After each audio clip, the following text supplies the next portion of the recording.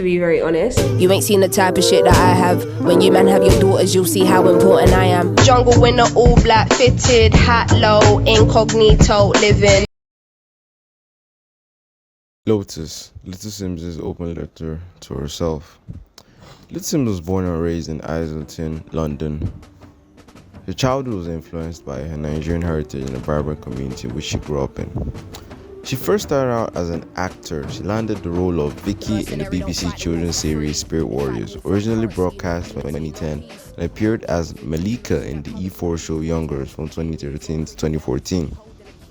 Her career as a rapper first started with the release of mixtapes. Her first mixtape, Stratosphere, was released in 2010. She went on to release 4 more mixtapes and 4 EPs in the next 4 years, including 2013's Black Canvas, which Jay-Z released on his Life Plus Times website.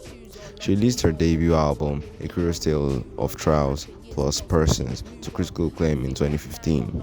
The album showcased her lyrical chops and her autobiographical approach to writing, which would come to characterize her later work. The release of this album coincided with a co-sign from none other than Kendrick Lamar. This co-sign no doubt gave Simbi greater exposure and widened her international audience in hip-hop. She went on to release her second album, Stillness in Wonderland, in 2016 to further acclaim. Talking to Grazia about the album, she said, in quote, "I wanted to feel like an audio experience. I wanted you to feel almost immersed in Wonderland." I'm learning new ways to use my voice. Before, I used to feel like I need to shout all the time. I'm just learning that there's just different ways to deliver certain things. When Simbiatu Ajiko, aka Little Simz, was 10 years old, she stood up on stage and laid out her plan, dressed in Nike Air Force. It's a red Echo track, so she walked out a talent show in North London and performed a song called Achieve, Achieve, Achieve. The lyrics combine bombastic self-belief with endearing awareness of the importance of hard work. In 10 years, I want to be a performer that can entertain. She sang to the audience in a dark cube of the O2 Academy in Islington. In quote, "I can be what I want to be by trying harder to be better myself." And that applies to all of us. At 27, Simbiatu, now better known as Little Simz, has a job that's 100% describable as performer that can entertain. Or rather, the phrase that sells her absurdly short, any cruise ship pianist or high street juggler might also be described that way. The true picture needs details. This is how she became one of the most featured figures in British hip-hop ever, along with Santa and Dave and many other UK rappers. And 10 years later, she hit a milestone. She had roughly 50,000 SoundCloud followers on the basis of her 4 mixtapes. I was shortly described by Kendrick Lamar as the illest doing it right now. The anticipation builds for her 4th album, which came out back in, I think, 2019. The song from the last one, the anti-misogyny anthem Venom, was a trending tattoo design on TikTok, where she built a promising acting career, cast at 14 years old in the series Spirit Warriors, and she was seen in Top Boy as interest of doechii. The Netflix crime drama, which was set in London, was one of the most watched series of all UK series of all time. Now, Achieve, Achieve, Achieve. The scale and sound of Lil Simz' music is absolutely insane. With boundless confidence, her lines are delivered against the palette of astonishing richness, classic soul, grime, trip-hop, stadium rock, and musical cinema. Anything and everything is borrowed, repurposed, bent to her musical will. She has performed alongside Tini Temper, Miss Dynamite, toured with Gorillaz, which is incredibly hard, been bungholed after an after-party by admiring Rihanna. But the new album is called Sometimes I Might Be an Introvert, which dropped about 3 years ago, and is often concerned with the desire to hold up, to be alone, to not be on show. Sometimes she just wants to be an introvert inside and just be on her own. As she said, when she's on stage or she's in front of the camera, she's a performer, but at her core, she's an introvert. Across two lengthy conversations, it's clear there's a paradox at play. Her demeanor combines self-assurance and shyness in a way that makes the same thing. Her ambition is forever reckoning with an overactive inner critic, and somehow alchemizes that relationship into art. And she said this in an interview, in quote, "Just really, I want to be spoken about in 50 years. She says everything she does, she wants it to be timeless. Basically, sometimes that takes being really harsh and honest with yourself."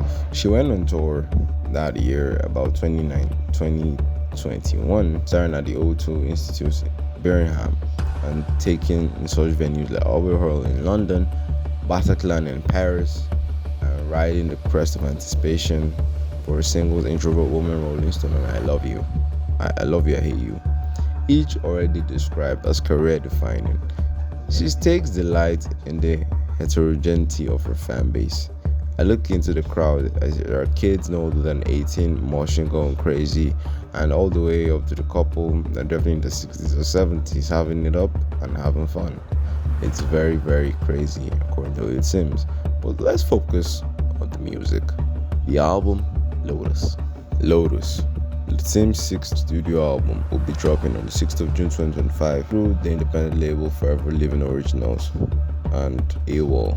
Featuring guest appearance from doechii and doechii. Following the release of her fifth album, No Thank You, in 2022, she remained prolific by releasing the EP drop last year, 2024, the standalone single Hello High in December, and collaborating with several artists, Coldplay, Sanford, Rec 32, and she announced the album this past February.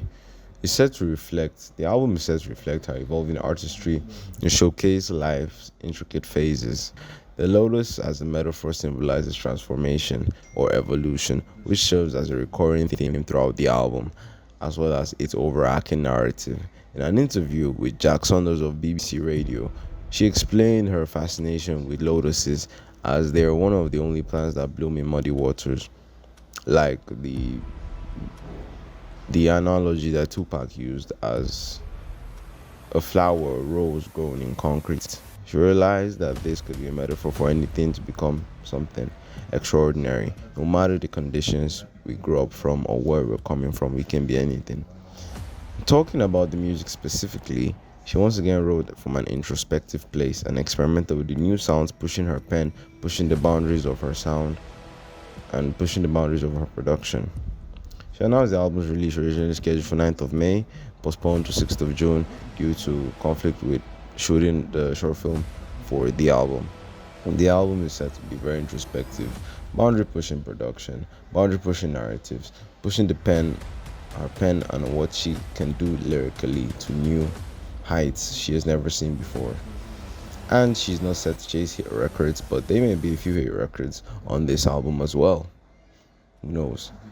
Well, from my personal opinion, I think Lil Simz is one of the greatest female rappers of all time, along with Lauryn Hill and the likes of Nicki Minaj and the rest of them. She is unique, she focuses on the music, and she looks for the answers in herself instead of into celebrity culture like the rest of a lot of rappers. With the album Lotus, she'll focus on evolution, transformation, and trying to become the best version of herself that she sees herself becoming. But let's dive into the story of Simbi, the person, into her own personal story. The life of Simbi. Born in 1994 to Nigerian parents who split up when she was young, Simbi she was then known as. She grew up in Essex Road in Islington. She lived with her mother and her three older siblings, 2 sisters and 1 brother. From the age of 12 or 13, her mother became a foster carer, a constantly changing cast of other children, so many different kids from different walks of life, she says, she would meet. Her school, St. Mary's, a Church of England primary, had out-of-hours youth club at the church on the upper street. It was there that she began to perform. To walk up to the door, you'd buzz, and then you'd go in. You'd pay £50 or £1 for a day, or 50 quid or £1 for a day, sign your name, all that stuff, and then it would just be like movement, lots going on. Some of the older boys might go to the gym, there'll be dance class, There would be acting workshop, culinary lessons, cooking and stuff. And there was an IT room where you could go learn coding or do some artsy stuff on the computer. Kids would just move around and do whatever he said. Lit Simz, once you found your thing, you would go to St. Mary's for that. She bought her first microphone with money she earned from her Saturday job in a gallery. She taught herself how to play the guitar by watching YouTube videos. When she was 16, in a childhood bedroom lined with posters of Lil Wayne, Bow Wow and Sierra, she recorded her first mixtape, Stratosphere. It was picked up by national radio. I definitely thought it was a mixtape of the year, she said. That she was going to win hella awards off. She believed in herself so much. After finishing school, she flirted academically speaking with waveforms, acoustics, and physics of noise. She studied music production at the Further Education College. Then she started a degree in music technology at Westminster Kingsway College. But career was developing at such a pace that dropping out when the decision came after a year was simply we were freeing up time to focus on the music. She was already doing what she wanted to do in the future, to be honest. She released 3 more mixtapes and 6 EPs, which is insane work ethic. 6 EPs is no joke for an artist. Like those are 8 songs times 6, that's 48 songs. Different narratives, different experiences, different production, which is absolutely insane. Shout out to Lil Simz for that. And the sheer joyous experimentation with sound, the capacity, intricate wordplay, and general atmosphere of destiny-defining confidence hold up very well today. Most of these were still available on our Bandcamp or SoundCloud pages, though not in the Stratosphere.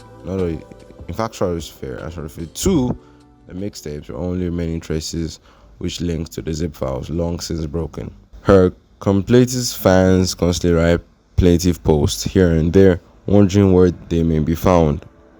All these little phases, all these little projects were training her to lead herself to where she's meant to be, gathering an amazing catalog or discography, listen to other people's music as well, how to structure albums, at what point to bring it up, taking inspiration from Kendrick Lamar, Missy Elliott, and Lauryn Hill on how to structure an album.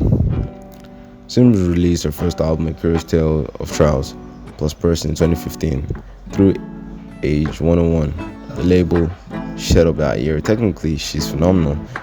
Jiao Tolinto wrote in an interview for Pitchfork, it just curtains pulling back on the spotlight, wrestling with her ambitions like Jacob with the angel, reaching no particular conclusion but activating something deeper. The ardent ominousness contrasted with the following year's far more anthemic stillness in Wonderland, inspired by Lewis Carroll's Alice in Wonderland stories.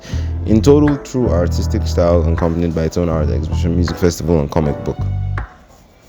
Now, the third album in 2019, Grey Area, contained first-time bona fide hits with the song Selfish, a soulful hook inspired by Cleo Soul, which later provide vocals for Woman, and Pointed Acerbic Venom, which directly critiques hip-hop's blatant sexism as a source of curious under-recognition she had faced until that point as a female rapper.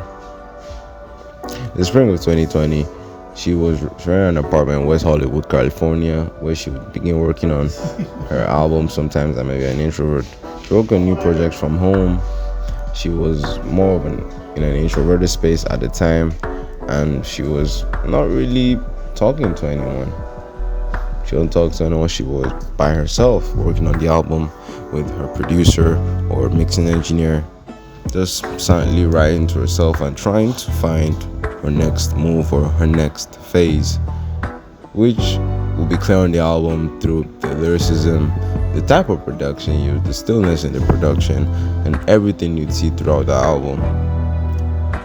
She was showing her true self as an introvert at the time, but she's blossomed from that and released the EP Drop in 2024, which was last year.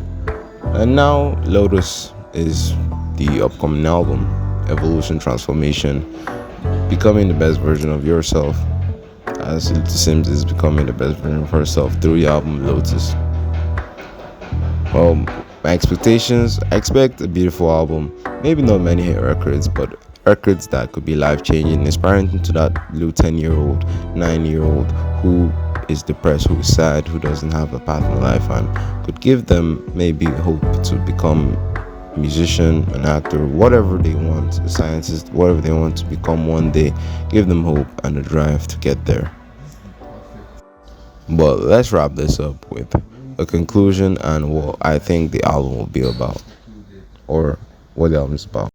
In conclusion, or the ending, I believe Lotus will be an album that could change the life of many kids, of many lost people, of people who haven't found their own path or who don't know what to do with their lives. They don't know what to do. They feel lost. They feel confused. They feel scattered. They could scroll through Spotify, see the album, and maybe have a path or direction that they've been too scared to take. But now with that confidence from listening to this artist take on so much risks, take on so much bullshit just to get to where she wants to be, they can be inspired to do the same with their own path or their own art or their own dreams and ambitions. This album will really change a lot of lives, and Simz is continuing to carry a name as one of the best female rappers of all time, and is steadily getting closer to like Lauryn Hill status, but that's gonna take a lot more work, as Lauryn Hill is obviously the best female rapper of all time. But yeah, shout out to Simz. This album will be amazing, and this documentary is directed by Nazaru. Thank you for watching. Subscribe, comment your thoughts below on what you think the album will be about, and what do you want me to work on? What type of documentaries do you want to see on the channel? Thank you for watching, and peace. See you in the next one.